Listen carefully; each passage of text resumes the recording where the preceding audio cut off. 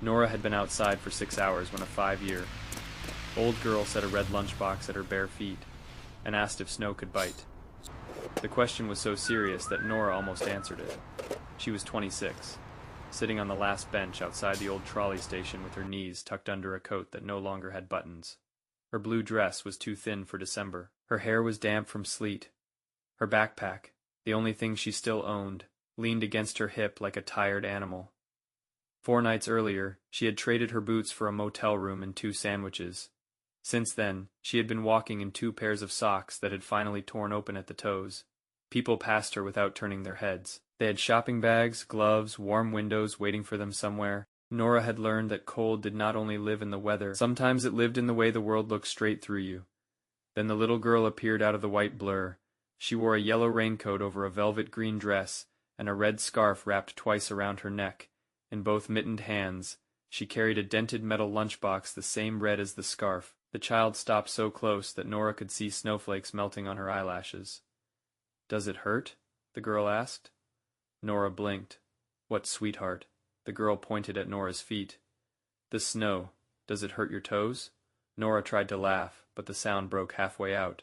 Not too much. The little girl frowned, as if that answer did not pass inspection. Then she placed the lunchbox on the ground between them and pushed it forward with one small boot. "This is yours." Nora lifted both hands. "No, honey, I can't take your lunch. I saved it." Behind her under the station clock, a man stood in a dark wool coat, watching quietly. He did not rush over. He did not call the child back. He only held a paper pharmacy bag against his chest and looked at Nora with the careful sadness of someone who knew better than to interrupt kindness while it was still brave. Nora opened the lunchbox with trembling fingers. Inside was a warm biscuit wrapped in a napkin, a small thermos of cocoa, and a pair of purple mittens with the tag still on them. For a moment she could not breathe. The little girl leaned closer and whispered, "You don't have a place." Nora looked up. "And I don't have a mama anymore."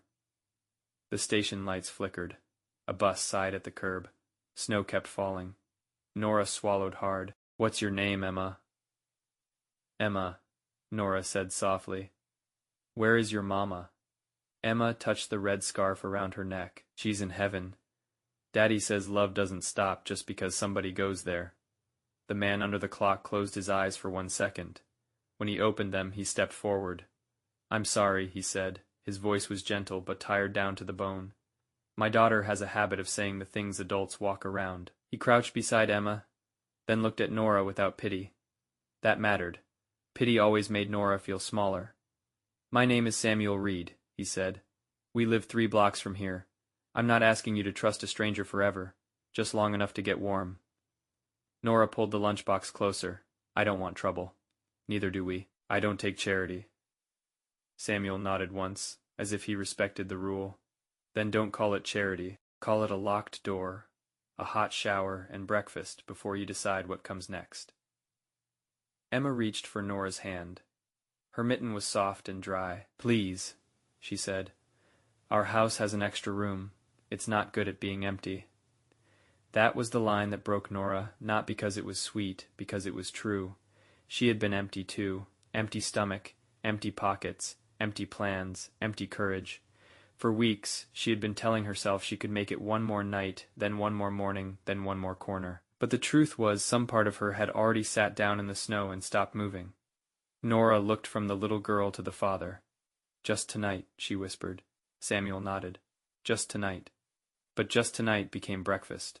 Breakfast became a clean sweater folded at the foot of the guest bed. The guest bed became a place where Nora slept 14 hours without waking up because, for the first time in months, no one could touch her backpack, steal her coat, or tell her to move along. Samuel did not ask for her story that first day.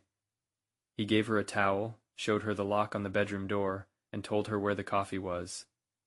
Emma sat outside the room coloring pictures and sliding them under the door one at a time. One picture showed 3 people holding hands under a crooked sun. Nora kept it. On the 3rd evening, she told Samuel the truth. She had worked at an assisted living center until her mother got sick.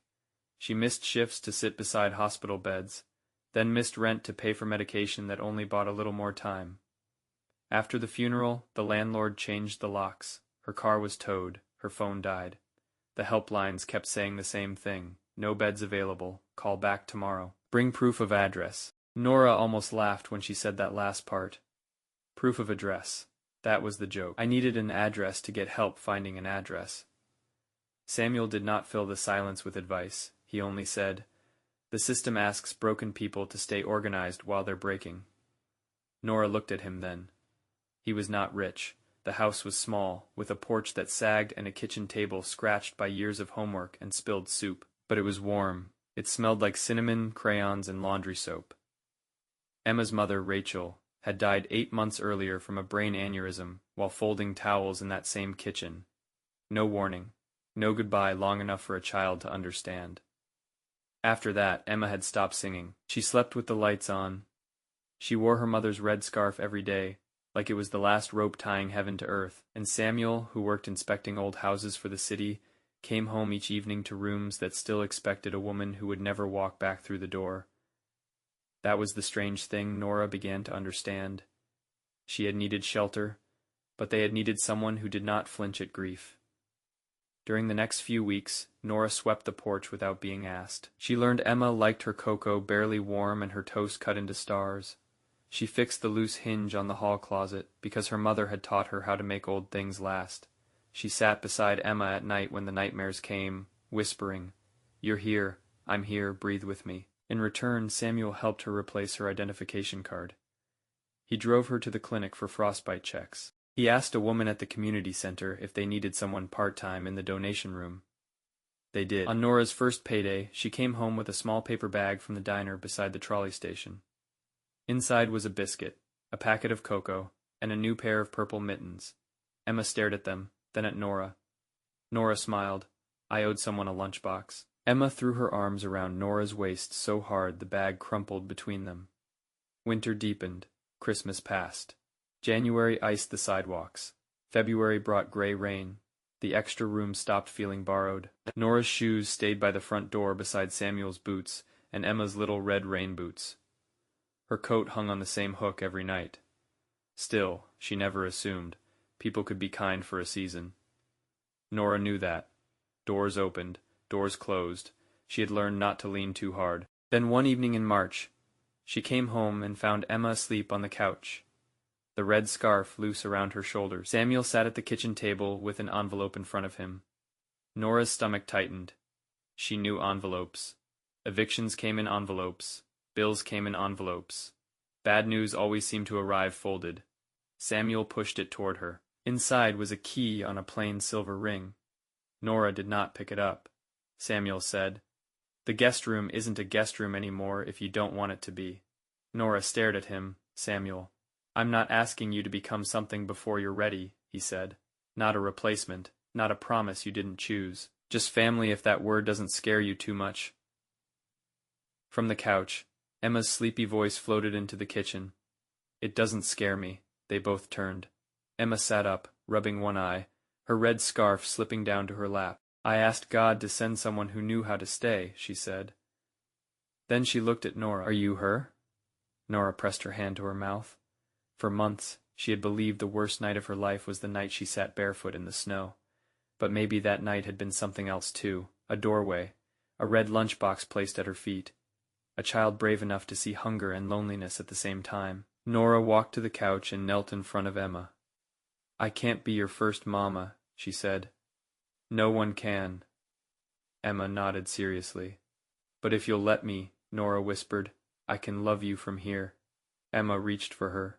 Samuel stood in the kitchen doorway, one hand over his eyes, not hiding the tears fast enough. Outside, the last dirty snow of winter melted along the curb. Inside, the house that had been too empty made room for 3 heartbeats again.